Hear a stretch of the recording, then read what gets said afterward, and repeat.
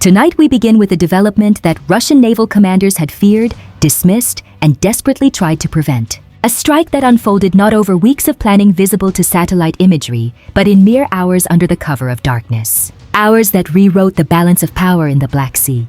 Hours that proved Ukrainian innovation had no limits. Hours that cost Russia a $400 million advanced submarine and the pride of their underwater fleet. What the security service of Ukraine and the Ukrainian Navy did crossed a line that Vladimir Putin and his military high command had hoped would hold forever. And when that line broke, Russia did not have time to hesitate. Because by the time they understood what was happening, it was already over. Ukraine responded with precision, audacity, and technological brilliance that has left military analysts around the world stunned.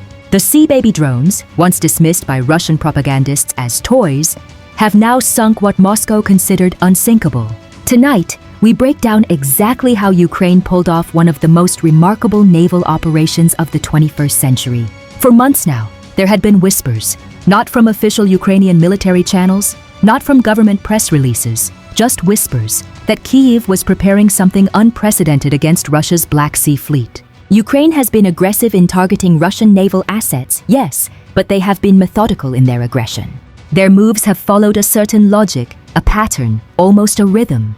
First came the Moskva, Russia's Black Sea flagship, sent to the bottom of the sea by Neptune missiles in April 2022. Then came the systematic destruction of landing ships, patrol vessels, and support craft. Each attack studied, each strike calculated, each victory building towards something larger. But what set off alarm bells in Moscow and in Western intelligence circles this time was that the pattern went silent. Analysts who monitor Ukrainian drone production know the indicators. The sudden increase in composite material procurement, the movement of specialized technicians to coastal facilities, the unusual radio silence from known SBU maritime units, the sudden disappearance of Sea Baby drone testing footage from Ukrainian social media, all of that went quiet.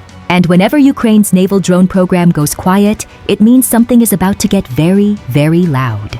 Russian naval intelligence had been tracking Ukrainian maritime drone capabilities since the first successful attacks on Sevastopol harbor. They knew the Sea Baby drones were evolving, becoming faster, smarter, harder to detect. But they believed their submarines were safe. After all, how could a surface drone threaten an underwater vessel? That assumption would prove to be catastrophically wrong. The port of Novorossiysk, located on Russia's Black Sea coast, had become the new home for much of Russia's fleet after repeated Ukrainian attacks made Sevastopol too dangerous. Russian commanders believed that by moving their most valuable assets further from Ukrainian territory, they had bought themselves safety. They were wrong. Early in the morning, Russian naval monitoring stations detected what they initially described as unusual surface activity. Multiple small radar signatures moving at high speed toward the port of Novorossiysk. Signatures that had not been observed in such numbers in over 18 months of conflict. These are the kinds of formations that Ukrainian forces only deploy when they are signaling something very specific. A major offensive, a strategic strike, or a complete tactical surprise. Russian defenders didn't know which category this fell into, or whether it fell into all three at once. But what they did know, too late, was that Ukraine was changing its entire approach to naval warfare. And when a determined adversary shifts strategy without warning, even by small measures, defenders pay attention. Unfortunately for Russia, they paid attention seconds too late. The Sea Baby drones, Ukraine's indigenous maritime unmanned systems, had been redesigned specifically for this mission. Intelligence sources now confirm that the SBU had been developing specialized variants capable of operating in port environments where traditional naval defenses would be concentrated. These weren't the same drones that had attacked Russian ships at anchor before. These were evolved, upgraded, and purpose-built for one mission: penetrating the defensive perimeter around Russia's most valuable naval asset in the Black Sea. The target was the Rostov-on-Don, a Project 636.3 kilo class submarine, one of Russia's most advanced diesel-electric submarines, valued at approximately $400 million. The Rostov-on-Don wasn't just any submarine. It was a Kalibr cruise missile carrier capable of launching precision strikes deep into Ukrainian territory. It had been used repeatedly to terrorize Ukrainian cities, launching missiles that killed civilians and destroyed infrastructure. For Ukraine, this submarine represented not just a military target, but a symbol of Russian aggression. And tonight, that symbol was about to become a symbol of Ukrainian vengeance. The warnings issued by Russian Naval Command that night were not normal. They were not routine. They were not part of any scheduled exercise. They were desperate. Source after source, contact after contact described the Russian response as chaotic, uncoordinated, and perhaps most importantly, far too slow to matter. Russian naval doctrine relies on layered defenses, patrol boats, shore batteries, electronic warfare systems, and rapid response teams. But layered defense only works if the target hesitates. Ukraine did not. In fact, their response today was among the most surgically precise operations we've seen in modern naval warfare. Here's what we know. Within minutes of penetrating the outer defensive perimeter, the Sea Baby drones had identified their primary target. These weren't the basic maritime drones that had been used in earlier attacks on Russian vessels. These were advanced Sea Baby variants, systems equipped with enhanced navigation, improved warheads, and artificial intelligence targeting capabilities that the SBU had developed specifically to overcome Russian countermeasures. The drones operated in coordinated swarms, a tactic that overwhelmed Russian defensive systems. When you have one drone approaching, you can shoot it down. When you have 3, you can manage. When you have a coordinated swarm coming from multiple directions simultaneously, your defenses collapse. That's exactly what happened. Russian patrol boats attempted to intercept. Russian shore batteries opened fire. Russian electronic warfare systems attempted to jam communications. None of it worked.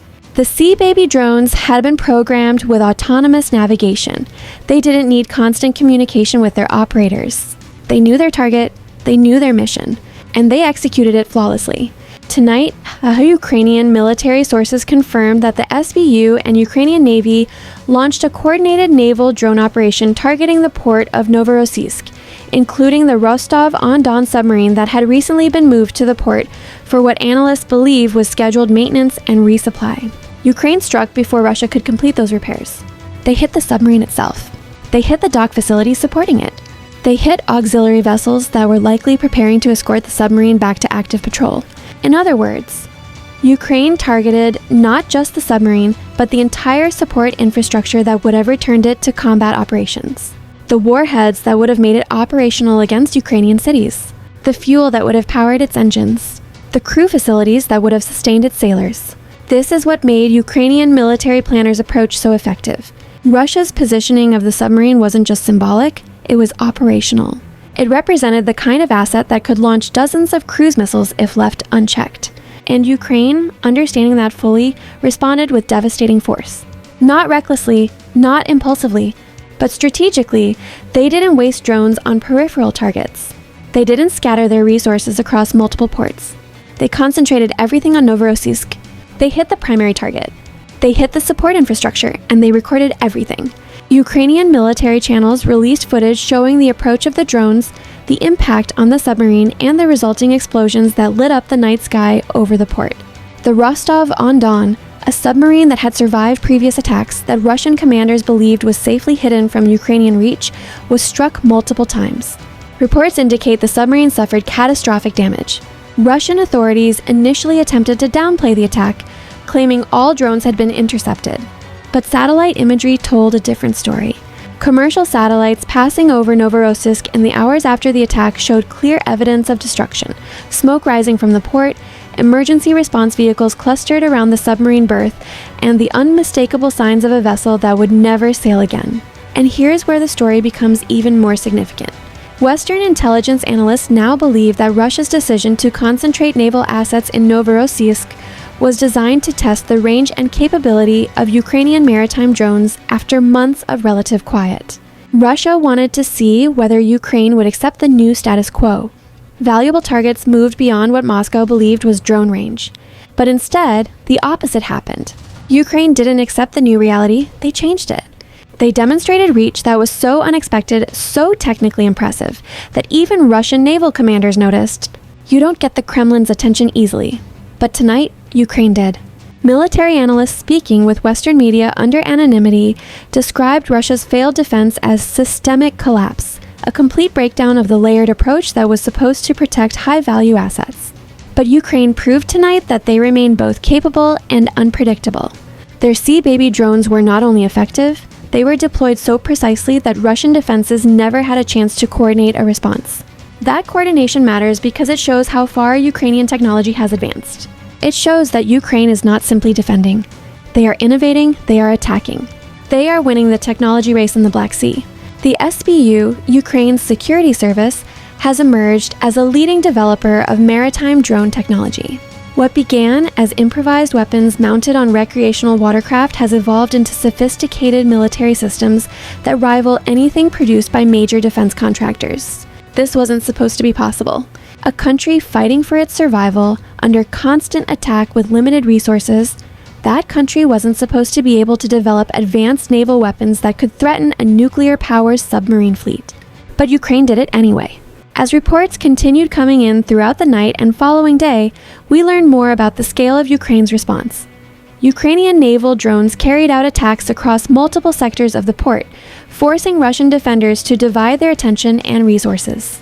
SBU operators targeted not just the submarine but support vessels that had been repositioned to Novorossiysk in the last several weeks.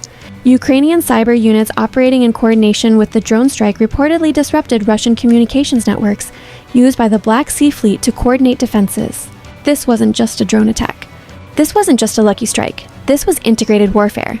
This was combined arms at sea. And combined arms warfare is the one thing Russia has struggled to execute since the invasion began in February 2022. For every advance Russia has made in the Black Sea, moving ships to safe ports, installing new air defenses, deploying additional patrol craft, Ukraine has countered with something that renders those advances meaningless. When Russia moved the fleet to Sevastopol's inner harbor, Ukraine struck with cruise missiles. When Russia dispersed the fleet along the coast, Ukraine developed longer-range drones. When Russia moved the most valuable ships to Novorossiysk, Ukraine simply extended its reach. The message is clear. There is no safe harbor for Russian warships in the Black Sea. Not anymore. Remember, Russia thought this war would be over in 3 days. They thought Kiev would fall, Zelensky would flee, and Ukraine would simply accept Russian domination. They thought their Black Sea fleet would operate with impunity, controlling Ukraine's coast and threatening NATO's southern flank. But tonight, the exact opposite is happening. The Black Sea Fleet has lost its flagship, multiple landing ships, a submarine, and countless smaller vessels. Ukraine, a nation with no functioning navy at the start of the war, now controls access to significant portions of the Black Sea through the threat of drone attacks alone. And the grain corridor, which Russia attempted to blockade, now operates freely because Russian ships cannot safely patrol the waters. This is not the war Russia planned. This is not the outcome Moscow expected. This is the consequence of underestimating Ukrainian determination. What makes this moment so significant and so revealing is that Russia's deployment of the submarine to Novorossiysk happened at a time when Putin is under unprecedented domestic and international pressure. Military hardliners want more aggressive action against Ukrainian infrastructure. Economic advisors want resources preserved for domestic stability. Political allies want visible victories to justify continued support. Western-leaning oligarchs want the war ended before their assets are completely frozen. Putin is balancing these demands while simultaneously managing a war that was supposed to be over 2 years ago. And when leaders in that position make sudden moves, like concentrating valuable naval assets in what they believe are safe locations, they're not doing it from strength. They're doing it from pressure. They're doing it from vulnerability. The loss of the Rostov-on-Don submarine represents more than just a military setback. It represents the failure of Russian strategy. It represents the exposure of Russian weakness. It represents exactly the kind of visible defeat that Putin cannot afford. Ukraine's official statement, now distributed through military and government channels, was designed to signal that Kyiv is not willing to accept any Russian naval presence that threatens Ukrainian sovereignty. Ukrainian officials said plainly that Russia's use of submarines to launch cruise missiles at civilian targets was inconsistent with any claimed military necessity. That is diplomatic language for, "You attacked our cities. We destroyed your submarine. This is what happens." You don't usually hear that tone from Ukrainian military leadership unless something serious has been accomplished. The SBU, for its part, released a statement confirming their role in the operation and noting that Sea Baby drones would continue to be developed and deployed until every Russian warship that threatens Ukraine is at the bottom of the sea. This is not subtle language. This is a promise.